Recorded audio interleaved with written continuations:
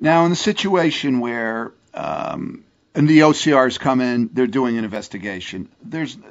Regardless of the size of the breach, small, under 500, over 500, you really need to be represented by counsel, correct?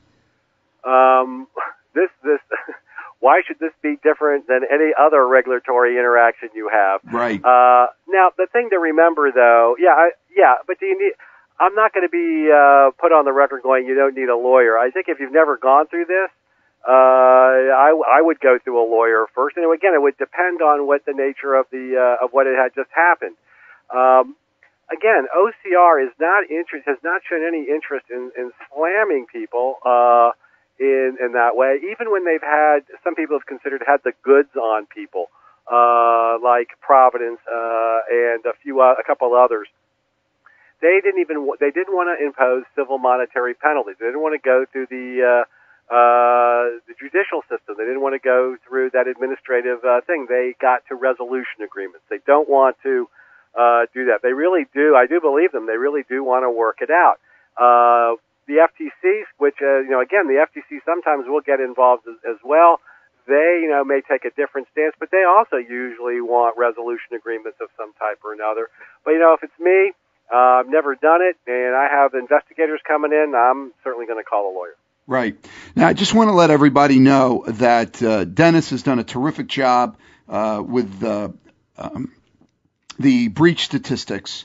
He puts these up. I think you put them up on a monthly basis. Is that correct? We update them every month. Yep. And just to let everybody know that we have a link now from the Healthcare Business Network webpage. It's on the right side of the webpage, just to let all our listeners know. It's under the category Healthcare Business Web Links, and it says HIPAA High-Tech Breach Statistics. And then you click on that, you'll come to a webpage that says HIPAA and Breach Enforcement Statistics. Now I'm currently looking at it for February 2011, but every month that'll be updated. Correct, Dennis? Yes, we've been doing that for 5 or 6 years.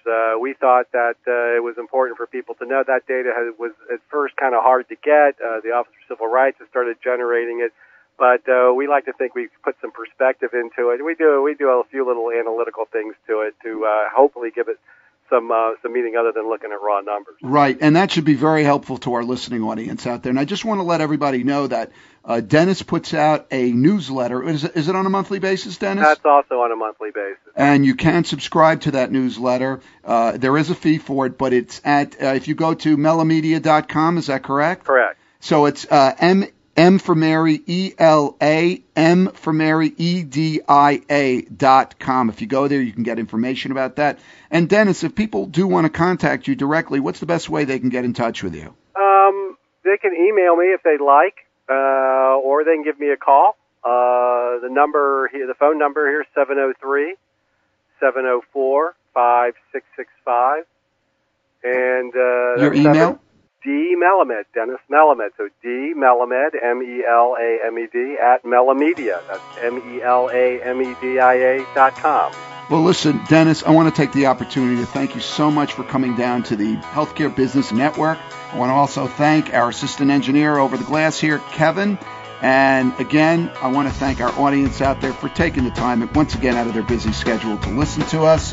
And I want to wish everybody out there good luck, and may the good news be yours.